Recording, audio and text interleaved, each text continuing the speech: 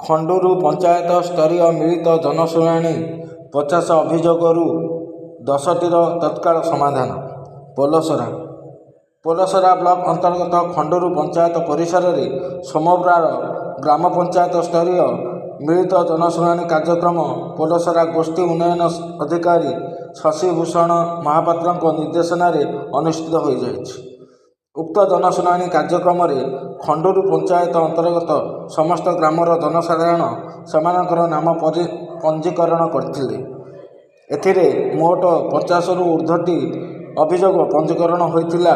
ସେଥିମଧ୍ୟରୁ 10ଟି ଅଭିଯୋଗର ତତ୍କାଳ ସମାଧାନ ହୋଇଛି। ନୂତନ ରାସନ କାର୍ଡ଼, ଅନ୍ତ୍ୟୋଦୟ କାର୍ଡ଼ ଓ ଘର ପଟ୍ଟା ଦିଆଯାଇଥିଲା।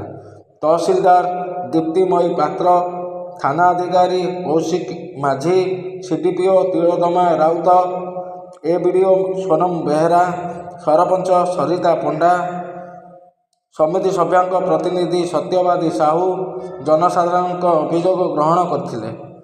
ଖାଦ୍ୟ ଯୋଗାଣ ଅଧିକାରୀ ସନ୍ଦୀପ କୁମାର ବେହେରା, ପୂର୍ତ୍ତ ବିଭାଗ କନିଷ୍ଠ ଯନ୍ତ୍ରୀ ଜ୍ୟୋତ୍ସ୍ନା ରାଣୀ ଦେହୁରୀ, ପାନୀୟ ଜଳ ଯୋଗାଣ ସହକାରୀ ଯନ୍ତ୍ରୀ ସ୍ୱରୂପ ତ୍ରିପାଠୀ, ବ୍ଲକ ଯନ୍ତ୍ରୀ ସିଦ୍ଧାନ୍ତ କୁମାର ସାହୁ, ଗ୍ରାମ୍ୟ ନିର୍ମାଣ ବିଭାଗ ସହକାରୀ ଯନ୍ତ୍ରୀ ସଞ୍ଜୀବ ପାତ୍ର, କ୍ଷୁଦ୍ର ଜଳସେଚନ ବିଭାଗ ସହକାରୀ ଯନ୍ତ୍ରୀ ସନୋଜ କୁମାର ଯନ୍ତ୍ରୀ, ଶ୍ରୀକାନ୍ତ ଜେନା ସମେତ ବିଭିନ୍ନ ବିଭାଗର କର୍ମଚାରୀ ଜନଶୁଣାଣିରେ ଯୋଗ ଦେଇଥିଲେ।